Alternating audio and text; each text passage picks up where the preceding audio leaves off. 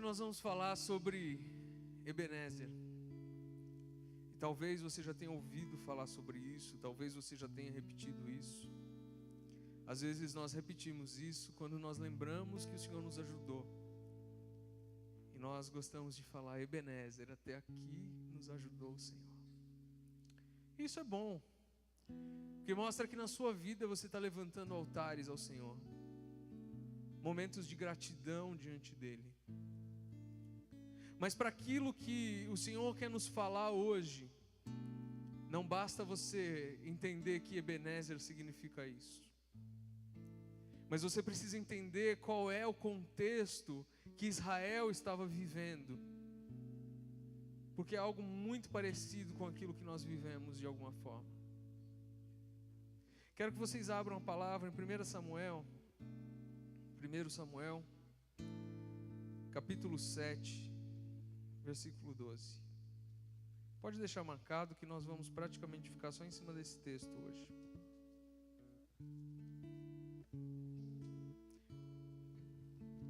Primeiro Samuel, capítulo 7, versículo 12. Acharam? A palavra do Senhor diz assim: tomou então Samuel uma pedra e a pôs entre Mispa e Sem, e lhe chamou Ebenezer, e disse: até aqui nos ajudou o Senhor. Mas eu quero que você volte um pouquinho, vamos lá para Juízes, capítulo 17.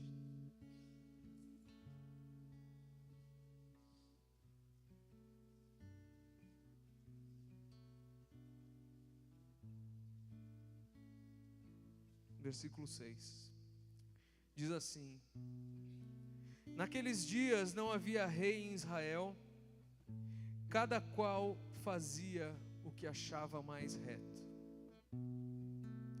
Preste atenção nessa palavra. Nós vemos, alguns anos depois, Samuel se levantando e dizendo: até aqui nos ajudou o Senhor. Mas o contexto daquilo não é um contexto de paz até ali. Israel estava passando por um tempo de confusão, por um tempo de desordem, pelo tempo mais conturbado da sua história, talvez até ali. E a palavra está nos dizendo aqui que não haviam líderes, não havia uma visão, não havia limites para o povo. O certo e o errado, o santo e o profano, o que era bom e o que era mal, era julgado pelo coração das pessoas. A Bíblia diz aqui que cada um julgava como deveria viver. Será que você consegue imaginar a desordem que isso gera? Hoje, quando nós olhamos para a igreja de Cristo, nós vemos algo parecido. Parece que de repente não importa mais o que os líderes estão dizendo. Parece que de repente não importa mais o que a palavra condena ou o que ela aprova. Mas o que importa é o que você sente no seu coração. A palavra diz que o fruto desse juízo próprio sobre o povo de Israel foi esse tempo de confusão e de desordem. Esse tempo em que o povo se corrompia. E a palavra mesma diz que quando não há visão, o povo se perde. Se o Senhor não gera uma visão sobre o povo caminha perdido.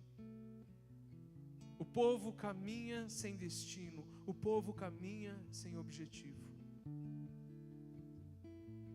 Quando nós pensamos nisso, nós pensamos nos líderes que deveriam guiar esse povo. E aí a palavra nos mostra Eli e os filhos dele, Hófni e Finéias. A palavra diz que Hófni e Finéias eram dois sacerdotes tão contaminados e presos pelo pecado, que eles roubavam todas as ofertas que traziam à casa do Senhor. Que eles se deitavam e se contaminavam com as mulheres que estavam às portas do templo. E Eli já era um sacerdote tão envelhecido. E a palavra diz que ele já estava cego. E eu creio que isso não era só natural, era espiritual. Ele já não conseguia enxergar aquilo que o Senhor mostrava a ele. E a Bíblia diz que de repente Hófni e Finéias morreram. E Eli, o pai deles, ouviu que além deles terem morrido, a arca da aliança, que simbolizava a presença do Senhor no meio do povo de Israel, tinha sido roubada. A palavra diz que Eli, aquele sacerdote, é assim que a palavra diz, velho e pesado, se assustou tanto quando ele ouviu aquilo, que a cadeira caiu e ele quebrou o pescoço e morreu.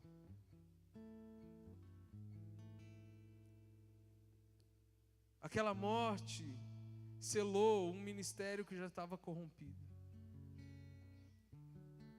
Mas a palavra diz que a nora de Eli, a esposa de Finéias, ela estava grávida.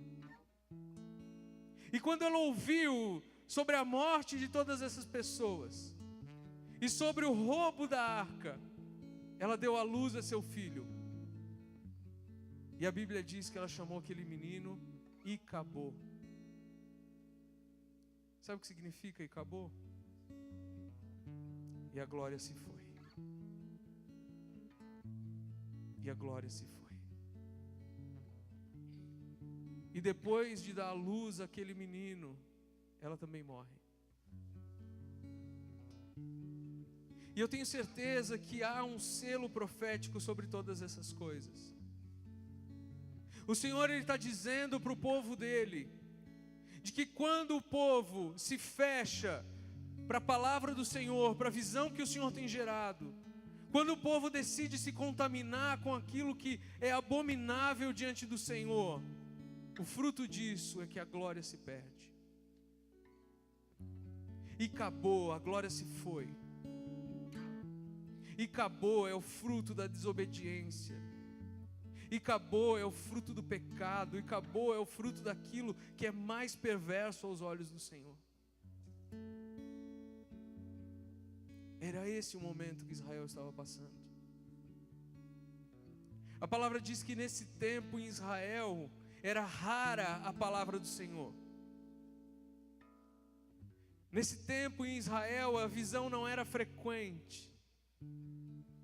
As pessoas estavam perdidas e presas naquilo que era natural.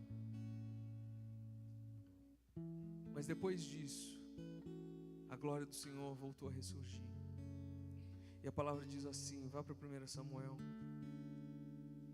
Depois de 20 anos, 1 Samuel 7, versículo 2.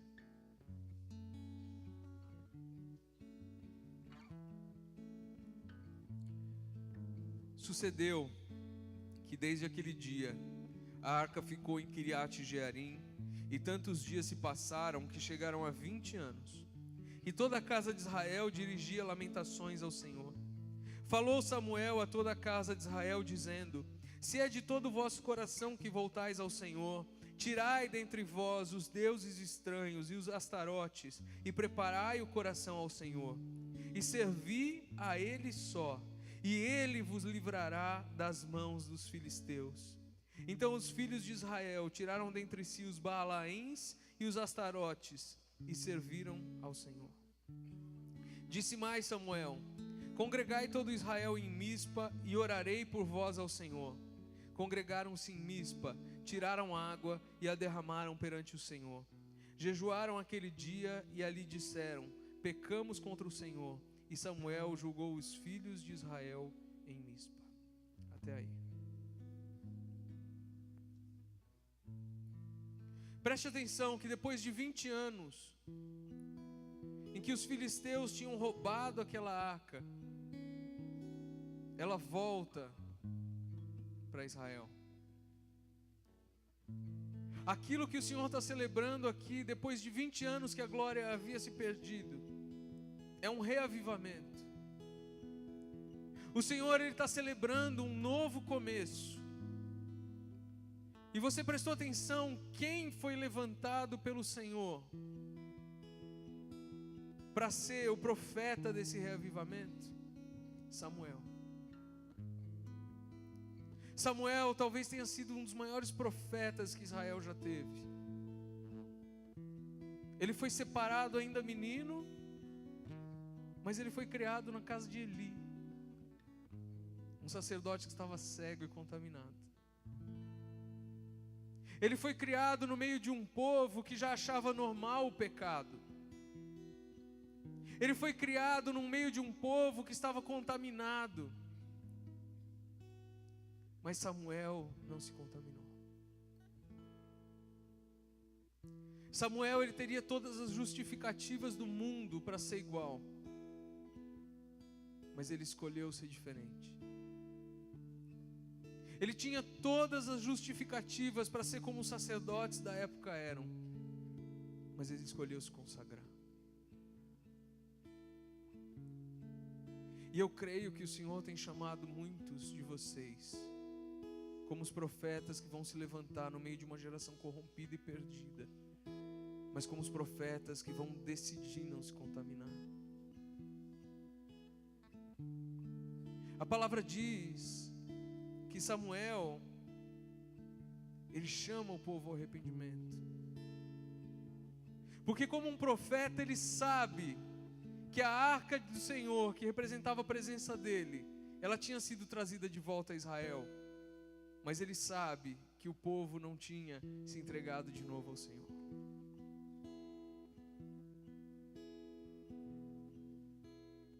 E Samuel, como um profeta, ele começa a declarar sobre aquela geração. Ele diz assim: a primeira coisa que vocês precisam fazer é tirar do meio de vocês todos os deuses estranhos. E ele começa a dar nome para esses deuses. Ele fala assim: tire os Balaíns, tire os Astarotes. Sabe o que o Senhor está nos dizendo? Que quando o Senhor nos conduz para um arrependimento, Ele começa no nosso espírito, mas Ele precisa produzir frutos que são visíveis. Não bastava aquele povo se arrepender de ter servido a esses deuses, eles precisavam arrancar esses deuses do meio deles. Hoje nós não temos mais no nosso meio deuses de madeira e pedra como eles tinham. Os nossos deuses são mais sutis, mas eles são tão perigosos quanto aqueles. A primeira declaração profética do Senhor sobre a nossa geração é essa. Se você quer viver o avivamento do Senhor, se você quer chegar a um verdadeiro arrependimento, você só vai chegar ali quando você arrancar dentro de você todos os deuses estranhos. Tudo aquilo que tomou o lugar do Senhor na sua vida. Só uma forma de você, de novo, entrar na presença do Senhor é quando você chegar diante dele e falar: Senhor, está aqui, eu estou te entregando a minha mentira, eu estou te entregando o meu vício, eu estou te entregando a minha falsidade, eu estou te entregando todos os meus pecados, todos os meus deuses, e eu estou declarando que o trono do meu coração é seu novamente. E eu estou declarando que eu não quero mais andar perdido, mas eu quero a sua presença na minha vida. E eu estou declarando que eu quero romper com todo o passado tão frio, tão duro, tão escuro que eu tive, porque eu quero viver aquilo que o Senhor tem para mim. O Senhor, Ele tem repetido e repetido e repetido que nós vamos viver um avivamento, mas não existe nenhum avivamento que não comece no arrependimento. Não existe. E através do profeta Samuel, o Senhor continua, e ele diz assim: se você quiser viver aquilo que o Senhor tem para você, você precisa preparar o seu coração para o Senhor. Sabe o que isso significa? Preparar o seu coração para o Senhor? Significa que o seu coração, ele não pode mais titubear entre dois senhores. O teu coração, ele não pode se encher de dúvida pelo que pode ser e pelo que é. O teu coração tem que ser entregue de novo ao Senhor, para que Ele possa reinar sobre a tua vida. Samuel sabia que nada seria diferente se não houvesse arrependimento. E nós nunca vamos viver nada duradouro com o Senhor se isso não for gerado no nosso arrependimento. Você pode ter um ministério, o seu ministério pode ser grande. Você pode ter um dom e você pode ser muito usado nele. Mas se eles não nascerem de uma vida entregue ao Senhor, isso vai ser passageiro, isso só vai te trazer frustração. A única forma de você se satisfazer no Senhor é quando você entrega diante dele o teu coração. E quando ele pode reinar sobre você. E sabe que quando o verdadeiro arrependimento toma o nosso coração, é inevitável que o avivamento venha. Na verdade, aquilo que Samuel estava fazendo aqui era estabelecer o primeiro altar. Sabe o que ele fez? Presta silêncio aqui. Presta para mim. Sabe o que Samuel fez? A palavra diz que ele pegou e jogou água no chão. Ele fez isso aqui no chão, ó. Ele jogou água e estabeleceu uma linha. Sabe por quê? Porque profeticamente ele estava dizendo para o povo: aqui a sua história foi dividida. E para trás ficou o seu passado, o seu fracasso, os seus pesos. Porque agora o Senhor está estabelecendo uma nova história sobre a tua vida. Quando Samuel ele joga aquela água ali, ele está declarando profeticamente de que ali é o fim daquela opressão. E sempre que nós entregamos algo em quebrantamento diante do Senhor, Ele traz uma resposta sobre nós. Olha o que a palavra diz, continuando aí, a partir do versículo 10.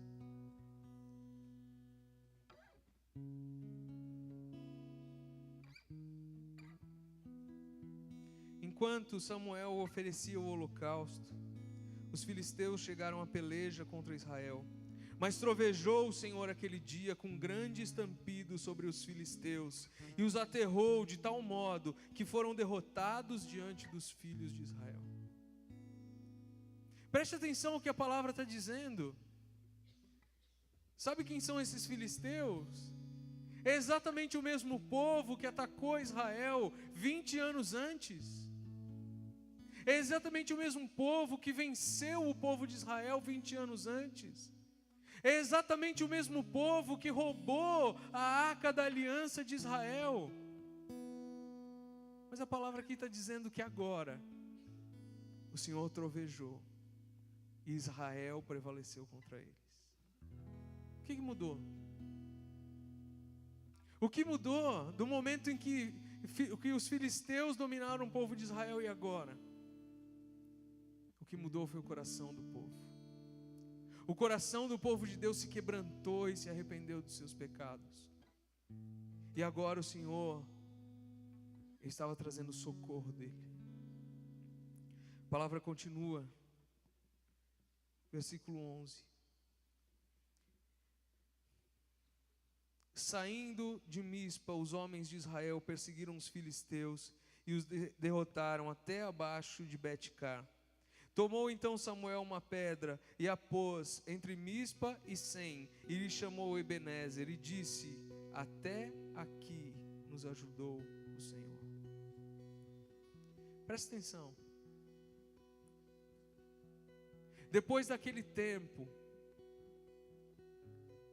Samuel, ele levanta um altar. palavra diz que quando ele levanta esse altar, ele coloca o nome daquele altar de Ebenezer. Sabe o que significa Ebenezer? É a nossa pedra de socorro. Samuel estava declarando sobre Israel que só existia socorro no Senhor. E quando ele coloca aquele altar ali, ele está estabelecendo um marco. É como se fosse uma conquista territorial. E a palavra continua e diz: depois daquele dia, os filisteus nunca mais vieram sobre Israel. O Senhor tem chamado uma geração que possa levantar altares de gratidão diante do Senhor. Quando nós não levantamos esses altares, o nosso coração está sempre tomado pela dúvida, que nós nos esquecemos daquilo que o Senhor já fez. E nós começamos a nos tornar pessoas insatisfeitas, pessoas amargas, pessoas ingratas. Quando nós começamos a esquecer quem o Senhor é e o que Ele já fez na nossa vida, nós começamos a nos encher dessa ingratidão e nos fechar para aquilo que Ele ainda pode fazer. Quando o povo de Israel colocou aquela pedra ali, o povo de Israel estava estabelecendo que a presença do Senhor não se apartaria mais deles. O salmista diz assim no Salmo 116: o que daria eu ao Senhor por todos os seus benefícios? O que eu daria? Como eu posso agradecer ao Senhor? Como eu posso de alguma forma manifestar ou retribuir o Senhor por aquilo que Ele já fez? Eu não posso.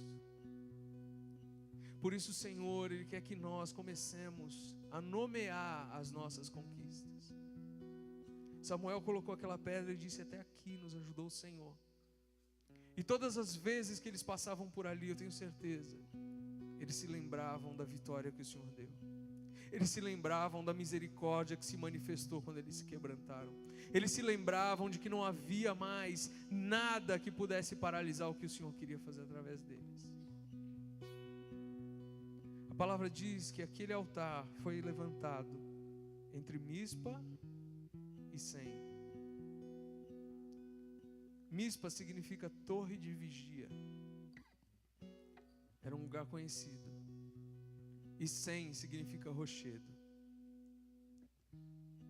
O Senhor quer nos lembrar que mesmo entre o lugar conhecido e o lugar desconhecido, a fidelidade dele não nos abandona. Você já passou por muitos lugares, já teve muitas experiências com o Senhor, e eu tenho certeza que você pode testemunhar da fidelidade e da honra dele.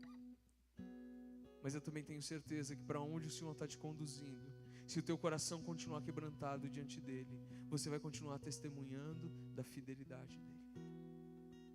É essa certeza que Samuel estava estabelecendo sobre o povo de Deus.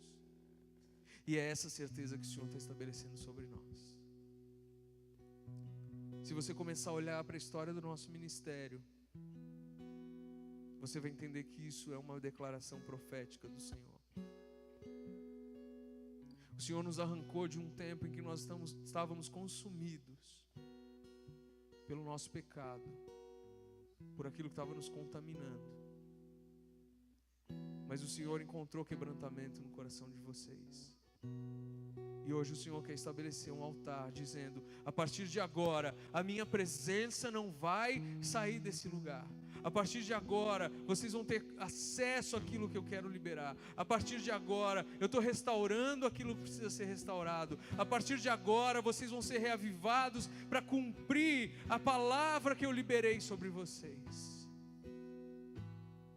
Por isso hoje nós vamos fazer algo diferente. Nós vamos levantar altares. Eu quero fazer um ato profético com vocês. Eu quero pedir que alguns líderes venham aqui na frente para me ajudar. Podem ser 4 líderes, tá bom?